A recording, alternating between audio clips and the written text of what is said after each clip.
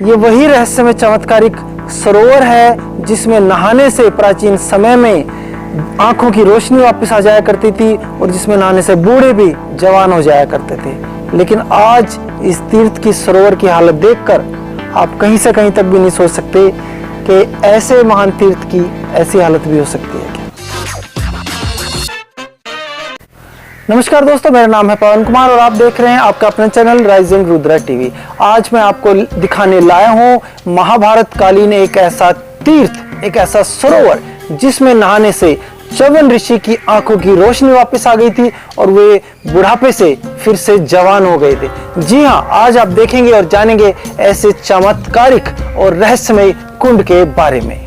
मैं इस समय हूँ भारत के हरियाणा राज्य के जींद जिले के एक गाँव जिसका नाम है आसन।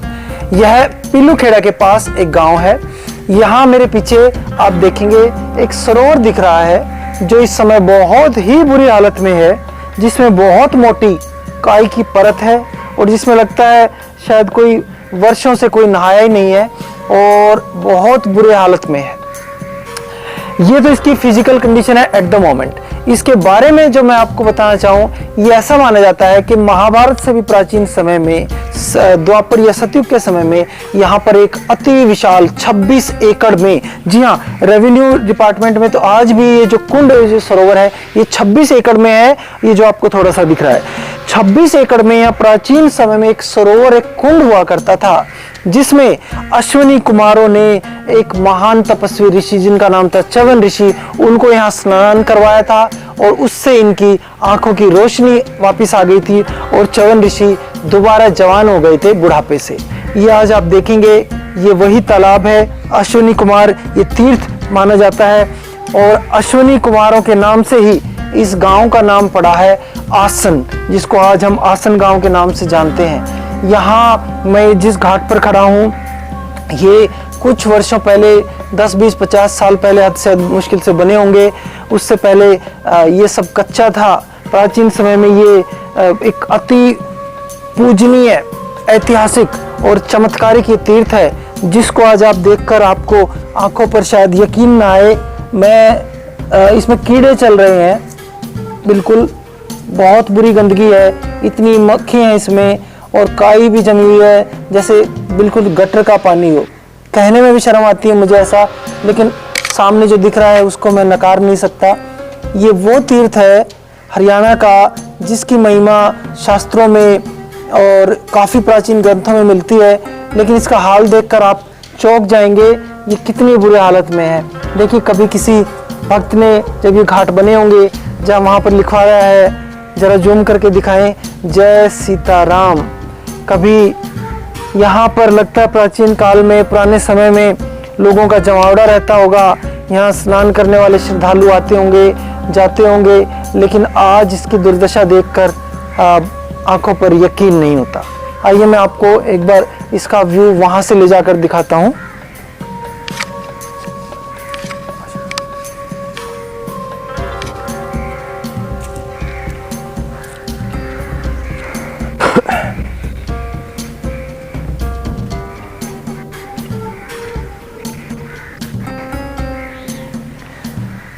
देखिए, जहाँ मैं खड़ा हूँ यहाँ से एक बार आप व्यू देखें। ये बाउंड्रीज हैं सीमेंट की, काफ़ी ऊंची ऊंची। ये कुछ साल पहले, कुछ महीने पहले ही हुई हैं। ऐसा बताते हैं गांव वाले कि इस तीर्थ के लिए, इस ऐतिहासिक कुरुक्षेत्र भूमि के 48 कोस की जो भूमि थी जिसमें युद्ध हुआ था, ये क्षेत्र उसी का है, उसी जगह का ये तीर्थ है। तो इसके लिए 2.25 करोड़ रुपए की ग्रांट आई थी और उसका कुछ निर्माण ठेकेदार ये करके भाग गया बीच में रोक के, और ये बीच में कुछ ये यहाँ पे क्या कहें इसको, फेंसिंग सी कर दी। और कहीं से कहीं तक भी ये लगता है कि इस पे 2.25 करोड़ रुपए, तो क्या मुश्किल से मुझे लगता है 2 लाख रुपए इस पे लगे होंगे, और ये सब बुरी हालत में इसी तरह छोड़कर भाग गए। करीब 20-25 फुट गहरा ये कुंड है। ये चमत्कारिक, रहस्यमय, महाभारत कालीन, और इसमें नहाने से कोई भी चर्म रोग आज भी माना जाता है कि वो नहाने से आज भी दूर होता है। ये वही रहस्यमय चमत्कारिक सरोवर है जिसमें नहाने से प्राचीन समय में आंखों की रोशनी वापस आ जाया करती थी और जिसमें नहाने से बूढ़े भी जवान हो जाया करते थे। लेकिन आज इस तीर्थ की सरोवर की हालत देखकर आप कहीं से कहीं तक भी नहीं सोच सकते कि ऐसे महान तीर्थ की ऐसी हालत भी हो सकती है क्या। देखिए, ये मेरे पीछे इस गांव के बारे में और इस तीर्थ के बारे में कुछ जानकारी लिखी हुई है, जो संक्षेप में मैं आपको पढ़कर बताता हूँ। गौरव गाथा गांव आसन। आज से 4000 वर्ष पूर्व यह स्थान इतिहास के अनुसार ऋषियों की तपोभूमि बताया गया है। उस समय के प्रसिद्ध राजा सरयायाति अपने मंत्रिमंडल, सैनिक, विद्वान, पंडित व परिवार के साथ भ्रमण करते हुए स्थान पर पहुंचे और विश्राम के लिए ठहरे। राजा सरयायाति की पुत्री का नाम सुकन्या था। विश्राम के समय सुकन्या और उसकी सहेलियां भ्रमण करते हुए कुंड के समीप, जो एक कुंड मैंने अभी आपको दिखाया, इसके समीप पहुंची, जहां पर एक ऋषि तपस्या कर रहे थे। उसके चारों तरफ शरीर पर दीमक ने मिट्टी की परत बना रखी थी। इस परत के अग्रभाग में, सामने भाग में 2 छिद्रों से रोशनी चमक रही थी। अज्ञानता के कारण सुकन्या ने उनमें नुकीला कांटा डाल दिया, जिससे उन छिद्रों से रक्त बहना शुरू हो गया। रक्त प्रवाह शुरू होते ही ऋषि के श्राप से राजा के साथ आए सभी सदस्यों का मलमूत्र बंद हो गया। यानी कि उसके जो दीमक लगी हुई मिट्टी दिख रही थी, उसके अंदर एक ऋषि बैठे हुए थे जिनका नाम था च्यवन ऋषि, और उनकी आंखें फोड़ दी सुकन्या ने गलती से। और फिर च्यवन ऋषि का श्राप उनको लग गया, राजा के सभी सैनिकों का, और स्थिति खराब हो गई। राजा ने इस कारण इसके बारे में विद्वान पंडितों से पूछा। उन्होंने बताया कि हम में से किसी एक से पाप हुआ है। राजा ने तुरंत सभी से पूछा कि तुम में से किससे पाप हुआ। तो तब राजा की पुत्री ने बताया, देखिए, मिस्टेक लिखने वालों ने भी क्या क्या कर रखा है, ये हमारे प्राचीन ऐतिहासिक तीर्थों का हाल है। बताया कि जगह लिखा हुआ बातिया, और भी काफ़ी मिस्टेक आई है जो मैं अवॉइड कर गया बताने में, और ये हमारे इस ऐतिहासिक तीर्थ पर इस तरीके से लिखा हुआ है। तो बात यह कि पिताजी मुझसे अज्ञानता वश की जगह लिखा हुआ है वश। एक मिट्टी के ढेर के 2 छिद्रों में कांटा डाला गया, जिसमें से रक्त प्रवाह शुरू हो गया था। राजा और सभी सदस्य उसी स्थान पर पहुंचे जहां से रक्त बह रहा था। वहां से मिट्टी हटवाई गई तो पाया कि एक ऋषि तपस्या पर बैठा हुआ था। तब विद्वान पंडितों ने बताया कि हे राजा, इसी ऋषि के श्राप से हम सबकी यह दशा हुई है। तो राजा ने इस शाप से मुक्ति पाने का उपाय पूछा। देखिए क्या है मिस्टेक, हिंदी देखिए किस तरीके से लिखवाई गई है किसी विद्वान से। शाप से मुक्ति पाने का उपाय पूछा। उपाय के तौर पर बताया गया कि यदि आपकी पुत्री, जिसने ऋषि की आंखों में कांटा डाला है, वह ऋषि की निस्वार्थ सेवा करे तो इस शाप से मुक्ति मिल सकती है। राजा ने ऋषि से हाथ जोड़कर क्षमा मांगी। वह अपनी पुत्री को ऋषि के पास छोड़कर चले गए। राजा के वचन देते ही सभी की शारीरिक स्थिति ठीक हो गई। कुछ समय बाद देवताओं के वैद्य अश्विनी कुमार भ्रमण करते हुए वहां से जा रहे थे, यानी कि इस जगह से जा रहे थे। उन्होंने देखा कि एक जवान लड़की वृद्ध ऋषि, जिनका नाम चमन है, ऋषि है, उसके पास क्या कर रही है। उन्होंने वहां जाकर सुकन्या से, देखिए वहां का लिखा है वहां जाकर सुकन्या से पूछा, और सुकन्या ने पहले का सारा वृत्तांत बताया।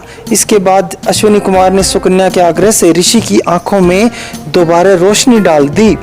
तो ऐसा माना जाता है कि अश्विनी कुमार जो देवताओं के वैद्य थे, उनके डॉक्टर माने जाते हैं हिंदू धर्म ग्रंथों के अनुसार, उन्होंने च्यवन ऋषि की आंखों की दोबारा रोशनी वापस कर दी और इस कुंड में स्नान कराकर उनको युवा अवस्था का कर दिया था, जवान कर दिया था। ये बात यहाँ पर मिसिंग है, मैं ऐड करके आपको बता रहा हूँ। और उन्होंने ऋषि को उक्त कुंड में डुबकी लगाने को कहा। डुबकी लगाते अश्विनी कुमार की दिव्य शक्ति से ऋषि की आंखें ठीक हो जाती हैं। उसी दिन से यह कुंड अश्विनी कुमार तीर्थ के नाम से जाना जाता है। इस तीर्थ का 48 कोस कुरुक्षेत्र भूमि में 39वां नंबर है। 48 कोस क्या है? दरअसल महाभारत का युद्ध 48 कोस वर्ग क्षेत्र में यह युद्ध हुआ था, लगभग 550-600 किलोमीटर वर्ग में आज के समय से।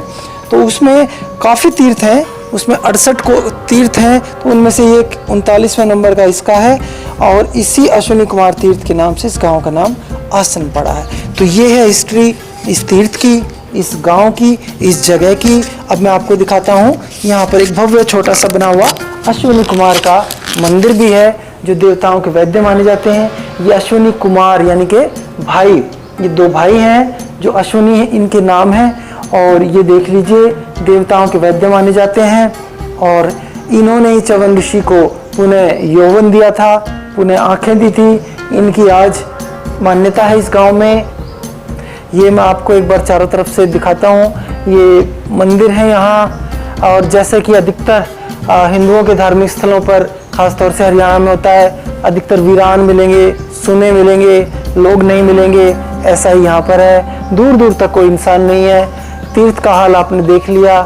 2.25 करोड़ रुपए की ग्रांट भी यहाँ पर है, आई थी कुछ ही महीने पहले। लगता नहीं कि शायद कुछ भी पैसा यहाँ लगा है।